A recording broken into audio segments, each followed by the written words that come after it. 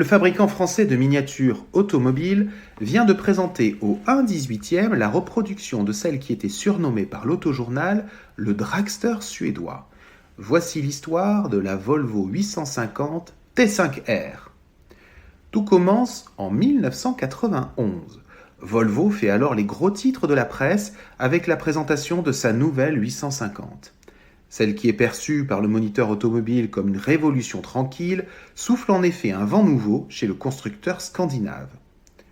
Bien qu'adoucie par rapport à celle des 240, 740 et 960, ces lignes restent 100% Volvo avec un capot très droit et un coffre taillé à la serpe. Tony Vérel nous dit dans le moniteur automobile, je cite, « Cette Volvo ne peut renier son appartenance à la famille Volvo.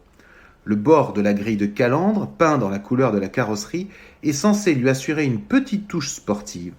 Latéralement ou de l'arrière, la parenté avec la série 900 est encore plus évidente. Ceci n'empêche cependant pas la nouvelle venue d'annoncer fièrement une valeur de CX de 0,32, un excellent résultat pour une réalisation suédoise qui lui permet enfin de rentrer dans le concert international en matière aérodynamique. Il faut en fait se pencher et regarder la mécanique pour comprendre que la 850 marque pour Volvo le début d'une nouvelle ère. Elle passe en effet à la traction avant et adopte des liaisons au sol modernes et perfectionnées.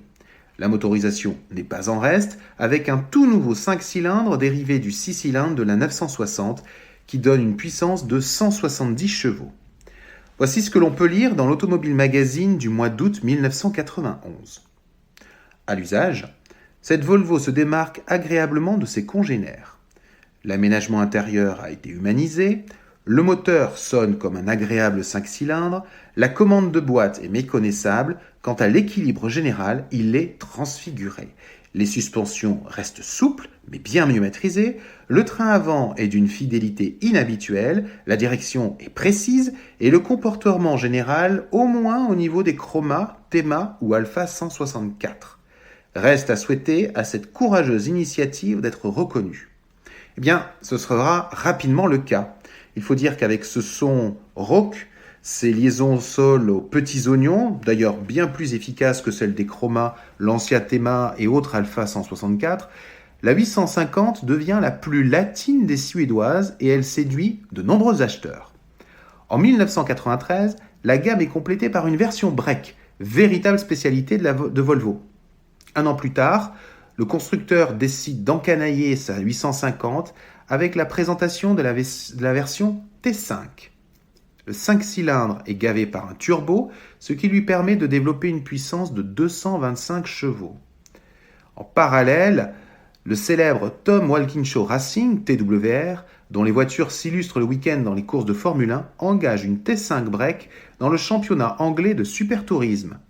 La 850 se frotte alors aux Audi 80, Mercedes 190 et autres Peugeot 405, stars de la catégorie. En 1995, Volvo va encore plus loin et la marque présente la version T5R. Disponible en berline et en break, cette dernière reprend le moteur de la version R poussé à 240 chevaux. Produite en série limitée, la T5R est disponible en 3 coloris seulement, le jaune, le vert ou le noir. Rabaissée de 2 cm, équipée de jantes de 17 pouces, d'un imposant spoiler à l'avant et d'un aileron à l'arrière, elle se démarque sans mal des autres versions de la gamme. L'Autojournal publie l'essai de la berline dans le dernier numéro de l'année 1994. Voici quelques morceaux choisis de l'article signé Jean-Claude Letroux. Quelle mouche donc a piqué Volvo ?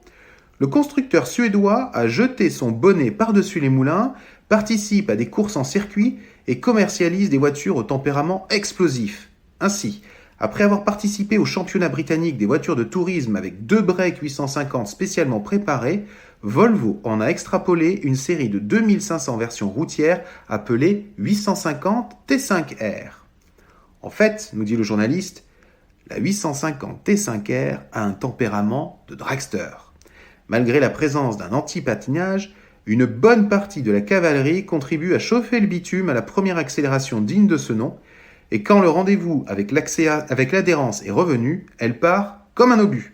Il ne lui faut que 27 secondes 7 pour expédier le kilomètre départ arrêté.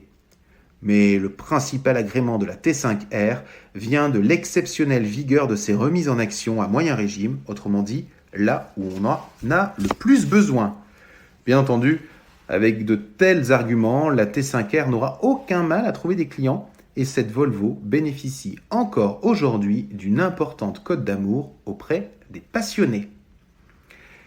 Si vous aimez cette Volvo et que vous collectionnez les miniatures, je ne peux que vous conseiller l'achat de la 850 T5R reproduite par Automobile. Elle existe aujourd'hui en jaune et en vert et vous pouvez lire la présentation détaillée de cette miniature sur le site de Love for Wheels dans la rubrique voiture miniature. C'est la fin de ce podcast. Merci beaucoup de nous avoir suivis et à très bientôt pour un nouvel épisode.